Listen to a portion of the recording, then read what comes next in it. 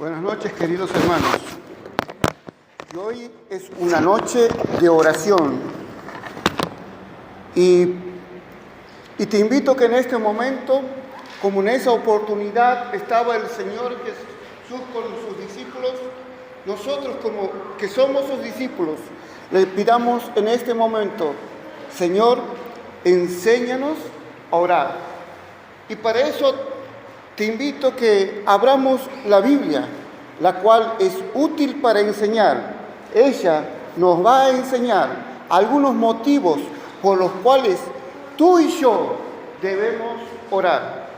Para eso te invito que abramos la Biblia en el Evangelio según San Juan, capítulo 17.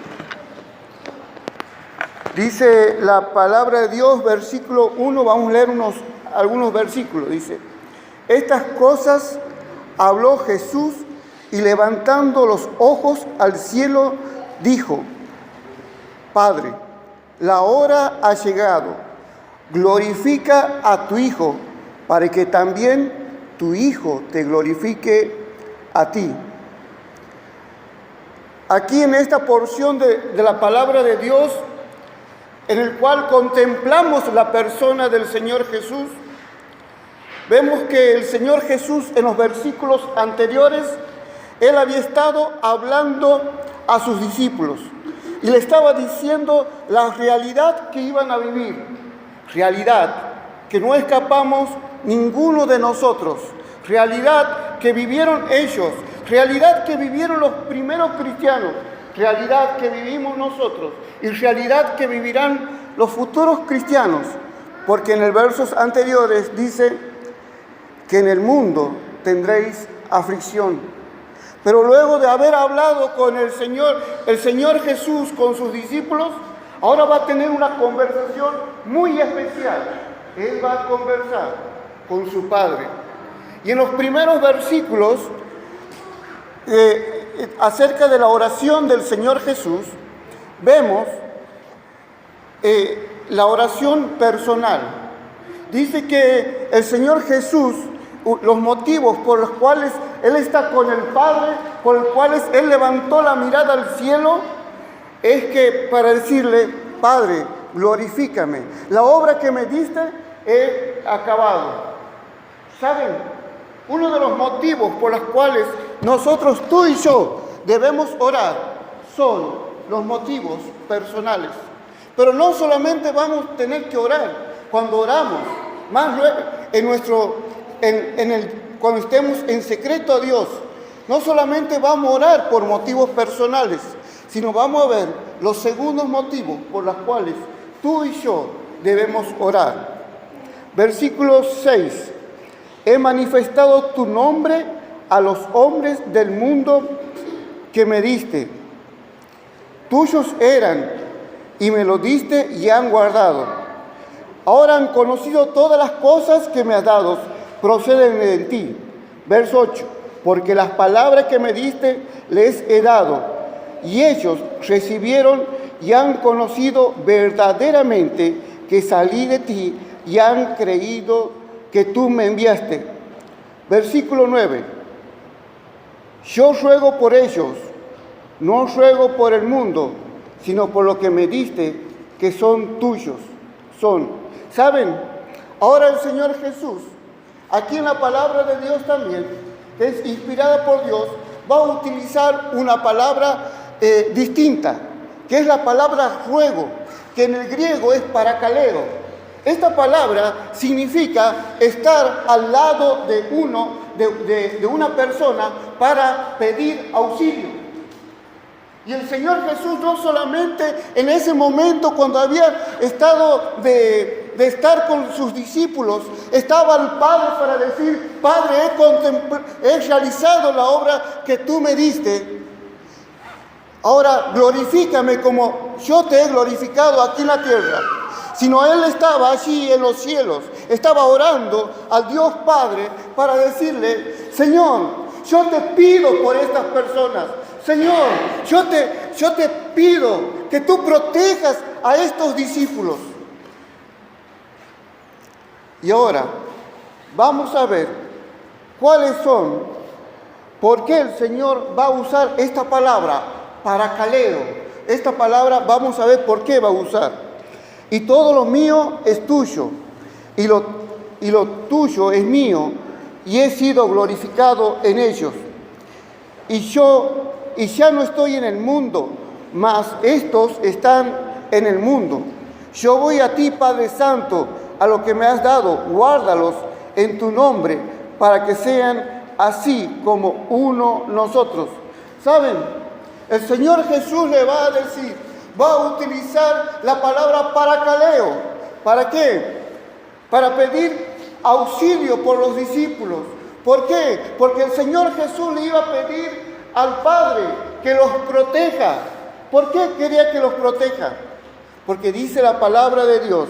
Sigamos adelante. Dice la palabra guardar. Guardar es proteger. Guardar es esconder. Y ya no estoy en el mundo. Cuando estaba en el mundo, yo los guardaba. Yo los protegía. Yo los escondía en tu nombre.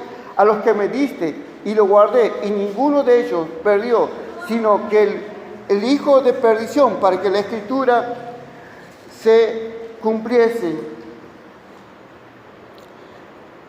Los destinatarios, como he dicho, de esta oración, él no estaba rogando por el mundo, sino él estaba orando por personas que habían sido sacadas del mundo.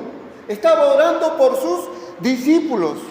Y dice la Biblia que un día, como los discípulos fueron sacados del mundo, el día que cada uno de nosotros aceptamos a Jesús como nuestro único y suficiente Salvador, dice que fuimos trasladados del reino de las tinieblas al reino de su amado Hijo. Es decir, que en el mundo estamos, pero ya no estamos en el mundo.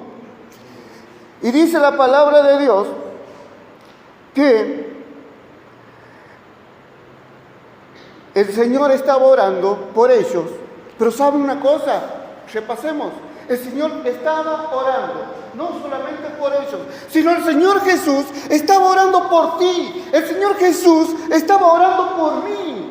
Qué grande que es, ¿no? Saber que aquel que hizo los cielos y la tierra, aquel que es autor de nuestra salvación, aquel que vino a ofrecerse en sacrificio por nuestros pecados, en ese momento, hace años, cientos de años atrás, estaba sola en el Padre, orando por ti y por mí. Pero sigamos más adelante. Dice que el Señor Jesús va a implorar al Padre, va a estar al lado del Padre pidiendo socorro, auxilio por sus discípulos y por nosotros. ¿Por qué? Dice la palabra de Dios, porque versículo 14, porque yo les he dado tu palabra y el mundo los aborreció, porque no soy del mundo, como tampoco yo soy del mundo. ¿Saben por qué? Porque el Señor Jesús en ese momento no solamente estaba contemplando al Padre y estaba diciendo, Padre, glorifícame como yo te he glorificado y he cumplido el ministerio que tú me diste, sino también porque dice que el mundo un día lo aborreció a él y aborreció a sus discípulos. Y dice la palabra que la palabra aborrecer es un sentimiento de odio, de menosprecio. ¿Saben? El mundo nos odia. El mundo tiene un sentimiento en sus mentes, tiene un pensamiento. Eso significa, sería más que algunos cristianos en algunos lugares sufren violencia física, pero muchos de nosotros, ¿cuánto no sufrimos violencia psicológica en el ambiente social donde nos desarrollamos? Y así en el trabajo, tal vez porque no compartimos esas cosas, porque sabes una cosa, nosotros no somos del mundo, pero el Señor Jesús estaba allí orando. Pero hay algo más importante. No solamente el Señor Jesús va a estar ante Dios, ante el Padre, pidiendo por auxilio, por protección, sino vamos a leer en el versículo 21, dice la palabra de Dios, para que todos sean uno, como tú, Padre, en mí, yo en ti, también en ellos sean uno, en nosotros, para que el mundo crea que me enviaste. ¿Saben una cosa? El Señor Jesús estaba orando allí, no solamente para protección de nuestra vida, sino en ese momento el Señor Jesús estaba orando allí para que nosotros seamos uno, para que seamos una unidad. La palabra uno no solamente significa cantidad, sino la palabra uno significa sin división, sin dividir.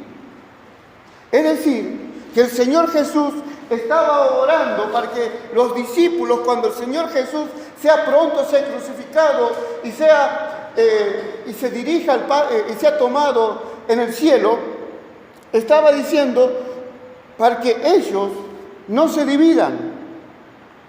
Ahora, ¿cómo debe ser esa unidad? Versículo 22 dice: la gloria que me diste yo les he dado para que sean uno, así como nosotros somos uno. Aquí la palabra como es una comparación. Es decir, que la unidad que debe haber en el cuerpo de Cristo no debe ser una unidad parcial, sino así como Dios, como el Padre, el Hijo y el Espíritu son uno, así nosotros debemos ser uno.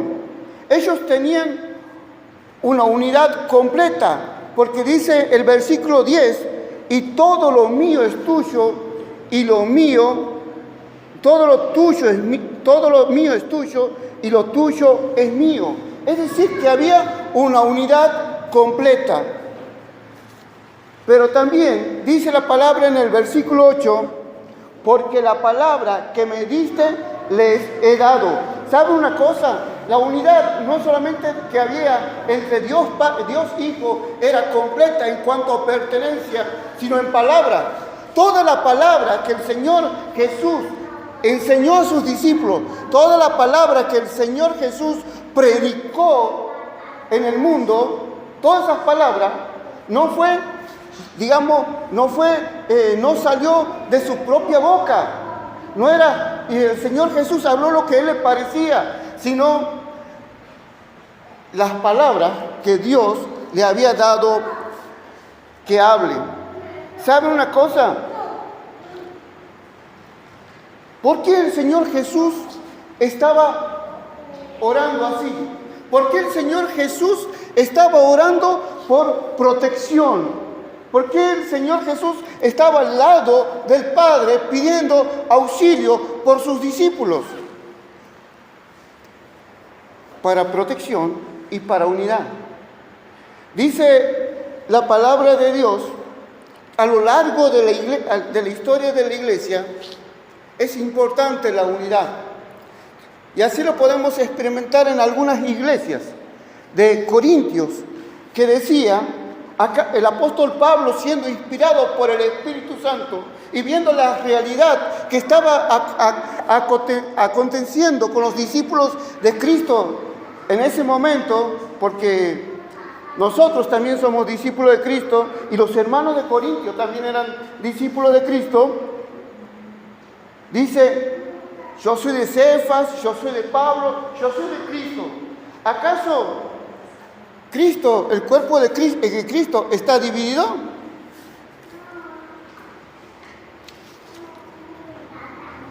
Pero también, más adelante, no solamente a veces hay una especie de división en cuanto a él llamamos en cuanto al liderazgo, sino también a veces falta una unidad completa dentro del cuerpo de Cristo, que es en cuanto al sentimiento, que es en cuanto al pensamiento y en cuanto al objetivo. Dice Pablo, siendo inspirado por el Espíritu Santo, a la epístola a los Filipenses: ruego que sea de un mismo sentir. ¿Por qué? Porque unos querían para aquí y otros querían para allá. ¿Sabe una cosa? Ahora nos preguntamos, ¿por qué es muy importante la unidad? ¿Por qué el Señor Jesús, en ese momento que estaba a punto de ser, pasar por los latigazos, luego que iba a ser crucificado, por qué justo en ese momento, antes de que pasase todas esas cosas, el Señor Jesús estaba pidiendo que sus discípulos sean uno? ¿Saben por qué, queridos hermanos? Dice la palabra de Dios, versículo 21,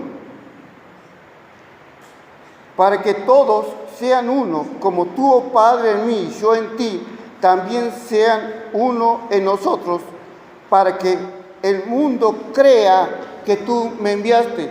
Queridos hermanos, ¿saben por qué es muy importante que en ese momento el Señor Jesús estaba orando, estaba pidiendo a Dios por la unidad de sus discípulos? Y no solamente por ellos, sino por todos nosotros. Porque si nosotros no somos uno, como es Dios con el Padre, sea imposible que muchas personas reciban a Cristo como su Salvador por medio de nuestro testimonio, por medio del testimonio de los discípulos de Cristo. Sería bueno, y hoy la palabra de Dios nos enseña por qué cosas debemos orar. Debemos orar para que Dios nos proteja día tras día en nuestra vida, para que Dios proteja a los hermanos que trabajan en la obra, para que Dios proteja a aquellos hermanos que han ido a predicar el Evangelio, donde por decir la palabra de Cristo se los matan. Lo que conocemos como la ventana 1040, que son los países asiáticos. Hay algunos hermanos que son decapitados por nombrar y predicar a Cristo. Debemos orar por nuestras vidas, porque nosotros no estamos en el mundo. Porque no estamos en el mundo, pero no pertenecemos al mundo. Y dice la palabra de Dios que hay un conflicto entre el mundo y los cristianos. Pero también en esta noche, la palabra de Dios nos invita a que todos seamos uno. Y debemos orar por la unidad en el cuerpo de Cristo. Que el Señor los bendiga.